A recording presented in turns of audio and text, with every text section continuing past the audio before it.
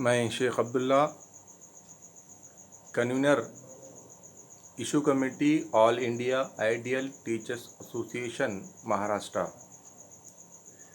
UGC के जो नए गाइडलाइन आए हैं एग्ज़ामिनेशन पॉइंट ऑफ व्यू से,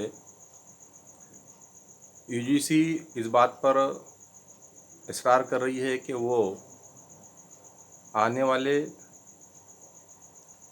महीनों में, सितंबर के महीनों में ऑफ़लाइन या ऑनलाइन इम्तिहान लेने की गाइडलाइन जारी की है। हमारा ये मानना है कि ऑफ़लाइन एग्ज़ाम कोविड-19 की वजह से जानलेवा हो सकता है, जैसा कि मुल्क ही नहीं बल्कि पूरी दुनिया कोविड-19 की वजह से परेशान है। इसलिए तलबा की ज़िंदगियों को जोखिम में नहीं डाला जा सकता। उसी के साथ साथ ऑनलाइन एग्ज़ाम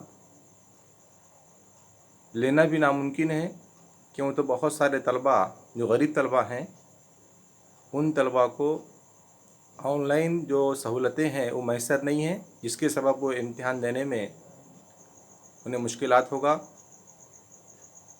बहुत सारे जो छोटे शहर हैं, कस्बे हैं, जहाँ पर कॉलेजेस हैं, वहाँ पर बिजली की सहूलत, इंटरनेट की मुकम्मल तौर पे सहूलत नहीं होने की वजह से भी ऑनलाइन एग्ज़ाम लेना नामुमकिन है।